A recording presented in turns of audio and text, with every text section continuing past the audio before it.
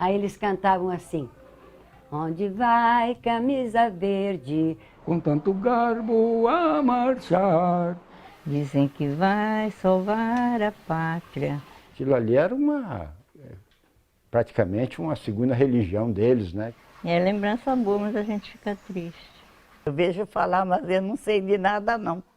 Ficou com aquele negócio gravado na cabeça, está lá no inconsciente. Não, vou deixar isso para lá.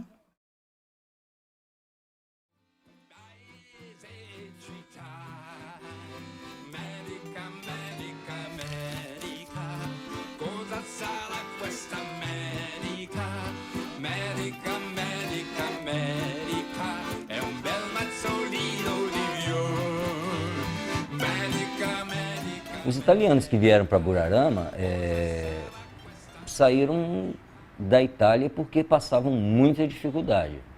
Saíram justamente por conta da Guerra da Unificação e não eram guerreiros, soldados no sentido de lutar uma guerra, né? Mas talvez tenham vindo para uma guerra pior aqui no Espírito Santo. Acredito que eles pensavam num país, né? Diferente, com coisas muito melhores, né, para o cidadão, para todo mundo. E foram colocados no alto da Terra Fria, teoricamente, porque isso favoreceria, né, o clima favoreceria a adaptação, mas lá tiveram que desmatar, a terra era pouca e não era boa. Antigamente, foi difícil, rapaz. 1920 foram para Burarama. Começaram a ter uma vida boa. De 20 até 28, 29, Burarama teve um grande crescimento. O que passou antigamente, eu não esqueço, não. Em 29 houve a queda da Bolsa de Nova York e o café teve seu preço quase no chão, né? E eles viviam predominantemente do café. A ascensão dos regimes totalitários tem muito a ver com a crise econômica do capitalismo naquele contexto dos anos 30 e 40, mas também uma crise moral, uma crise política, uma crise cultural, ideológica, coisas do tipo. E havia o interesse da União Soviética em fortalecer os partidos comunistas e os movimentos comunistas de toda a Europa, exatamente porque aproveitando da debilidade do capitalismo naquele momento. Então, para combater o crescimento do comunismo, é que a elite desses países, seja na Itália, na Alemanha e em outros lugares, é nesse momento que a elite, a burguesia, os banqueiros, financistas, industriais vão apostar todas as suas fichas no fascismo. Por aí se vê que doutrina que se estava professando. O líder fascista, ele se caracteriza por ser anticomunista em primeiro lugar. Não importava que corrente seguisse, a que partido pertencesse, era considerado comunista. Nos anos 30, nós temos o Brasil, como acontecia no resto do mundo, dividido, polarizado, política e ideologicamente falando. E os integralistas passam a chamar os anti-integralistas de comunistas, porque era uma forma de você ofender a pessoa. Chamava nós de comunista, aí ficava todo mundo de mal. O comunista era perseguido, o comunista era subversivo, o comunista era acusado de fazer tudo o que podia ser considerado nocivo para a sociedade. Então, qual é a melhor maneira de você ofender alguém? Denominando ele como comunista. Aqui no Brasil nós tínhamos de um lado a Aliança Nacional Libertadora, que tinha como presidente de honra o Luiz Carlos Prestes, que era um comunista. E de outro lado, nesse campo de guerra, nesse cabo de força, nós tínhamos o Plínio Salgado com a Ação Integralista Brasileira. Quem era de frente era o Plínio Salgado, né? E o que ele falava no discurso que ele fazia, os ensinamentos que ele dava, você olhava para os integralistas que estavam lá assistindo, todo mundo chorava de emoção. Homem, vem aí, está na hora de mudar. Veio o Plínio Salgado do Brasil endireitar. O homem vem aí, está na hora de mudar. Veio o Plínio Salgado do Brasil endireitar. Vai ser uma barbada, na hora do vai não vai. O homem da garoa balança. Então é preciso financiar esse líder que vai combater o comunismo para que o comunismo não se propague nesses países. Você entendeu, né? Era assim. que eu pude acompanhar é que realmente na época foi criada uma inimizade em função de partidos diferentes. A primeira coisa que a gente precisa entender é que naquele contexto dos anos 30 e 40 do século passado, em que acontece essa adesão ao integralismo em Buararama, na verdade a ideologia fascista, a ideologia, ela vai dividir nações, ela vai dividir povos, cidades, distritos, famílias e pessoas. Os Peri e Gava, os cabeças de Buararama eram Peri e Gava. Sempre foram amigos, né? Que as primeiras famílias que vieram para aqui foram os Peri e os Gava, né? O fato é que quando surgiu o integralismo, a família Gava, de um modo geral, passou a ser adepta do integralismo e a família Perim, de maneira geral, também ficou sendo contra. Só teve o tio João que foi integralista. Nossa família Perim, ninguém foi integralista. Então a gente tem que ver os dois lados, né? O João Gava era muito amigo do meu pai, né? O melhor amigo dele. Aí meu sogro ia para lá, ia tentar para ele entrar, ele nunca quis entrar. Aí ele foi contra meu pai, aí ficaram inimigos mesmo. Em Buararama aconteceu isso, aconteceu essa ruptura entre pessoas que até bem pouco tempo eram muito ligadas.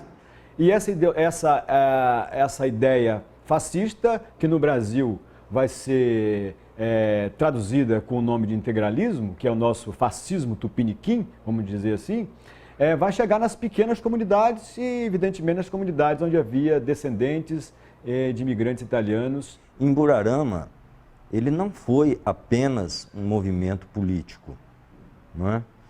Em Buararama, ele foi a própria vida da cidade durante meia década.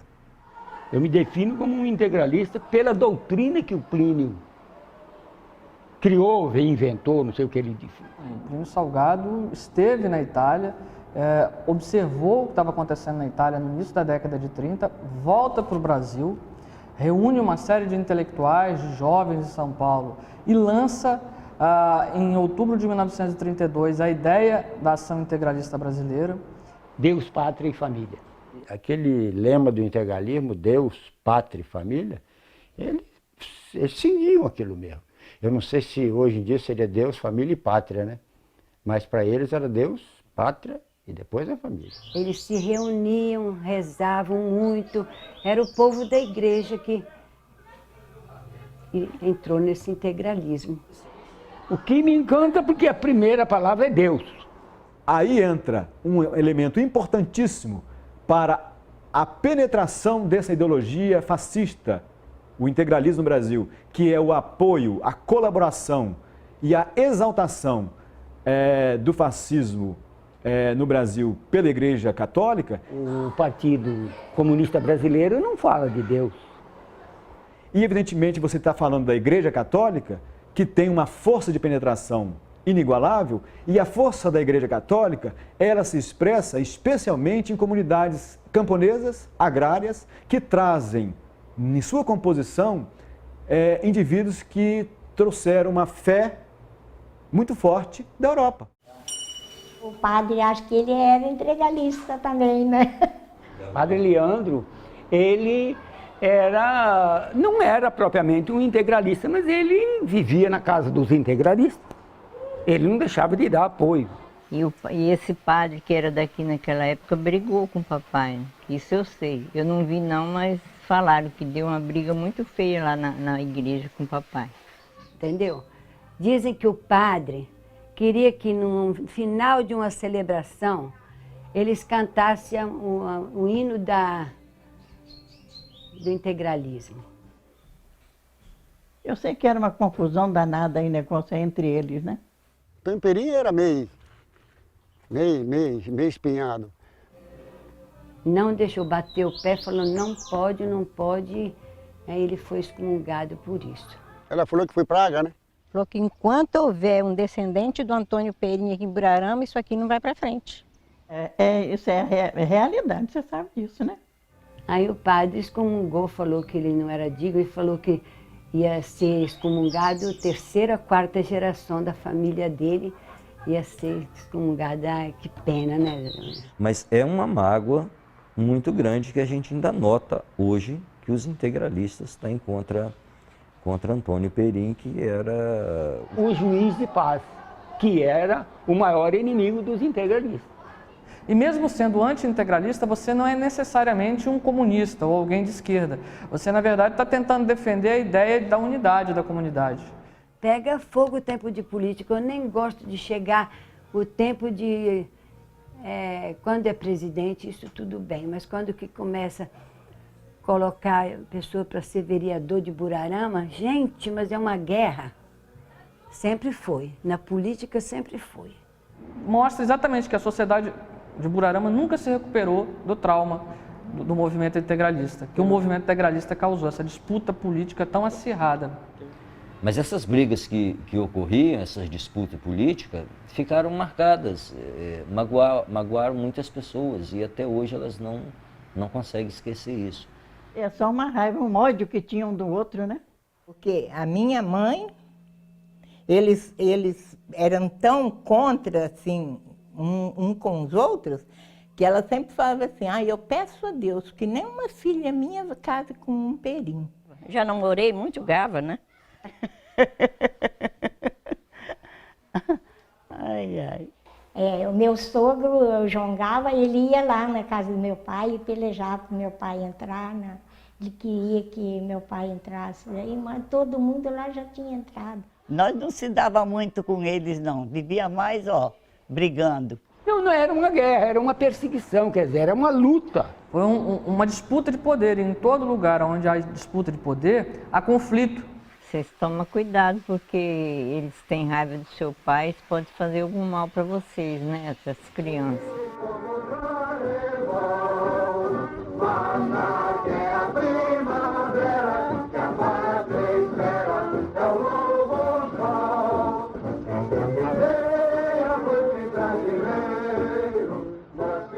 O integralismo, eu imagino que ele tenha essa penetração nas comunidades de colônias, porque fala uma língua que esses colonos entendem, que é exatamente a ideia de todos imbuídos no mesmo propósito. E a linha das ações integralistas era tão rigorosa que o pessoal passou a adotar um uniforme, né?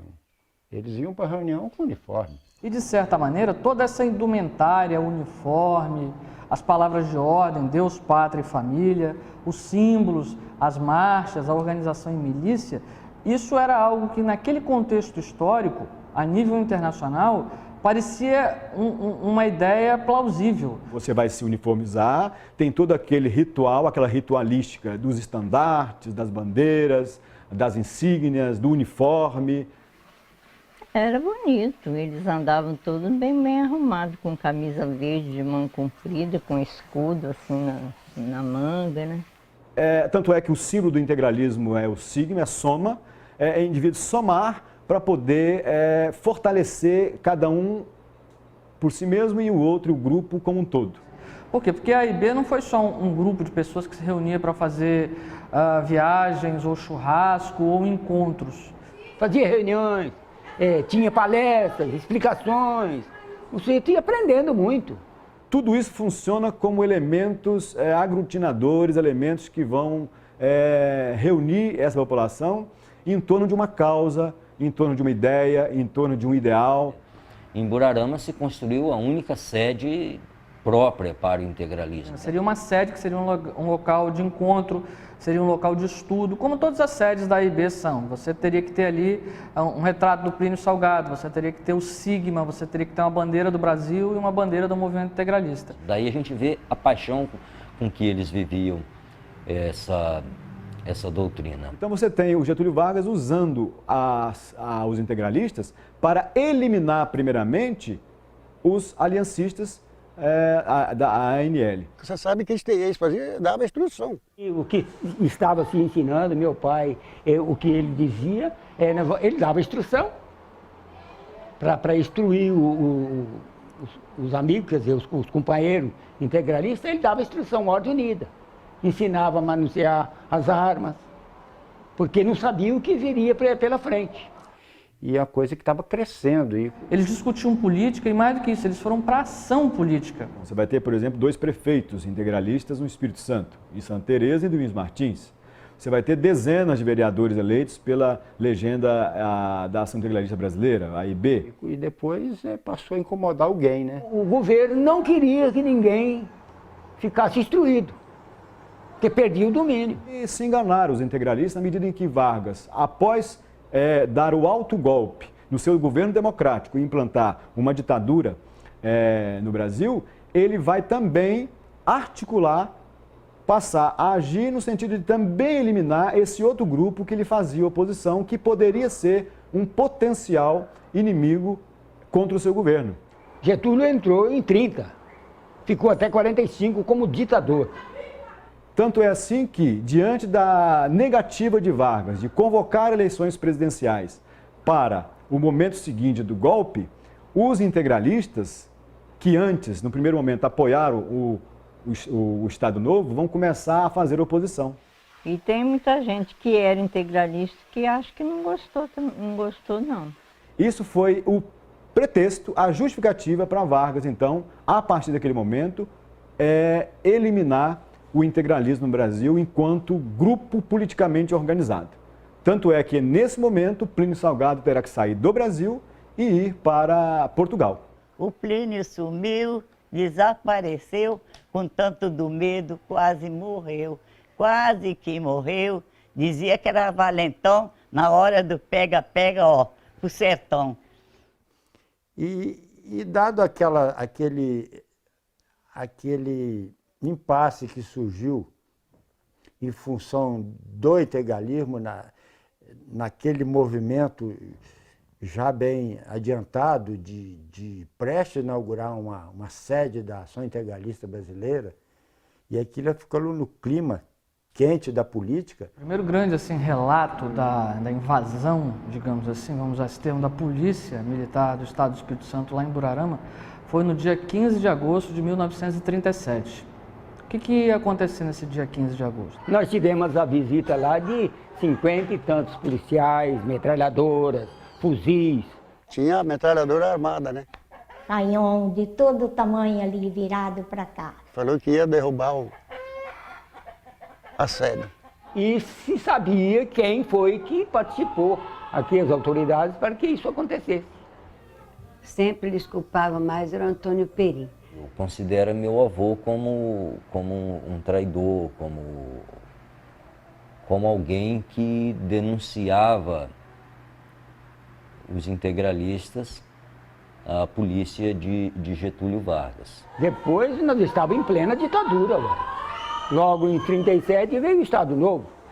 O integralismo vai ser colocado na ilegalidade e depois vai ser perseguido implacavelmente porque era um grupo que mostrava uma possibilidade de divergir do chefe político da nação, que era o Getúlio Vargas. E aí a perseguição foi muito maior. Eles eram aqueles que eram perseguidos. Muito diferente do que acontecia lá fora. Aí a polícia ainda vinha ali na casa do meu sogro procurar aquele pano verde. O Jongama passou perto, rapaz. Aí minha sogra, eu lembro que minha sogra escondia lá, por trás da casa tinha um campinho dessa altura assim. Mas teve muita perseguição. O meu avô, ele tinha uma escrivaninha na sala de janta lá, que a casa era muito grande, e ele tinha muitos livros guardados ali. E um certo dia, por que não sei, meu pai e ele, com essa lona que usava para apanhar café, jogaram aquilo tudo dentro dessa lona, para onde levaram, se foi queimado, também não sei. Muitos queimou a camisa. Inclusive tomou as armas dos integralistas. Aí perseguia quem tinha espingarda. Eles tomavam mesmo, não tinha esse negócio, era a lei do cão. Eliminou-se o grupo, a entidade política, a AIB, mas a ideologia, a ideia, a os princípios e os objetivos ainda estavam permeados na sociedade. E depois que acabou o integralismo, ainda ficou muitos anos essa coisa assim, né? Se tem uma pessoa que tem sentimento até hoje daquilo não ter ido à frente, sou eu. Depois, eu acredito que tenha ficado um vestígio do passado político, né? Se até hoje falam assim, né? Falam daquela época porque tem mágoa. As pessoas ainda da comunidade também fora, né? Pessoas que já participaram ou que tiveram parentes envolvidos, eles têm uma certa dificuldade em comentar sobre o assunto ainda. Em absoluto. Não existe mais inimizade por causa do integralismo. Sei lá. Não adianta nem a gente pensar, nem deixa pra lá, né? Então vamos botar uma pedra em cima, vamos deixar essa historinha na da pedrinha. A galera mais antiga, eles ainda, mesmo que perdendo, parece que perderam já um pouco do medo, mas ainda tem aquele medo de quando era criança, medo de quando adulto, de quando casado, de quando submisso ao marido, ao sogro, submisso a toda a família. Ainda existe esse receio, sim, existe. Obviamente, essa mágoa, ela perdurou por muitas décadas. E a mágoa se materializou em quê? No silêncio. Vai passar de gerações para gerações e ele frequentemente vai vir à tona. Eu vou te falar que esse negocinho está no sangue. Eu não falei que isso é hereditário? Eu cresci num ambiente em que não ouvia falar. O máximo que eu me lembro de ter ouvido alguma coisa relacionada ao integralismo era quando se falava em camisa verde, todo mundo fazia sinal de silêncio. E ninguém falava, os pais da gente proibiam a gente.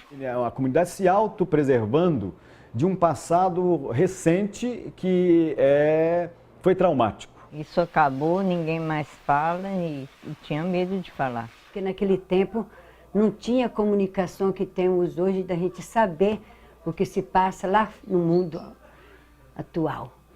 O integralismo a gente não pode olhar com os olhos de hoje. A gente tem que voltar ao passado, a gente tentar entender o que acontecia naquela época para a gente não fazer um julgamento errado. A gente sabe que lá fora o integralismo era do mal, né? Mas aqui quem perseguia o integralismo era o contrário, eram os outros. Quando eu penso no assunto, eu fico impressionado como é que pessoas praticamente iletradas, pessoas com pouco aprendizagem de colégio, né? E daí? Em que país nós estamos? Tu não teve instrução, coitado.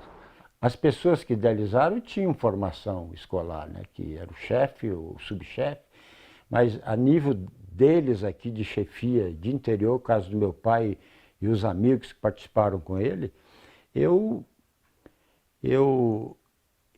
ficava admirando como é que esse pessoal tinha uma fibra. Se me chamarem ainda para defender a pátria, estarei pronto. Hoje, a gente analisar os integralistas, o mínimo que a gente pode dizer é que eram pessoas de muita coragem, porque lutaram pelo pensamento, pelo ideal que eles tinham. Na segunda metade da década de 30 foi o tempo do integralismo, a população de Burarama entrou em conflito entre eles mesmos, eles se dividiram, criaram essa ruptura que depois, para a própria coesão social do distrito de Burarama resistir, ele teve que fazer o quê? Ele teve que apagar esse momento da história. Que eu só consigo entender o que está se passando naquela pequena, minúscula comunidade se eu abrir a escala e contemplar as esferas maiores da macrohistória. Eu jamais vou conseguir entender o que acontece em Burarama se eu não fizer esse jogo de escalas da esfera micro para macro.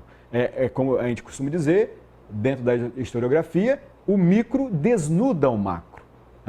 Você tem ali realmente, dentro dessa parte, elementos do todo, que estão ali inseridos e que não pode ser diferente porque Burarama faz parte do mundo. Diga adeus aos teus pais, porque talvez não vai voltar. Sigo a bandeira azul e branca, tenho certeza na vitória. Pela doutrina integralista, eu voltarei cheio de glória, deixando o nome na nossa história.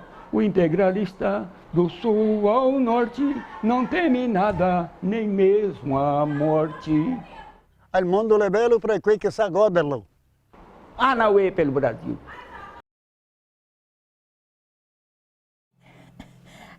O Biririco, eu falo assim. Ele era muito sério, muito quietão, muito esquisito. Tinha um certo receio de falar com ele, porque era uma pessoa muito séria. Ele sempre foi assim, uma pessoa que não gostava de levar desaforo. Ele revidava. Mas, sinceramente, o Biririco, para o meu pai, foi um filho. Muito sério, filho do líder integralista.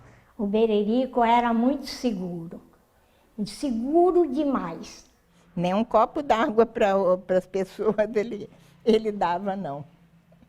Aí o Biririco...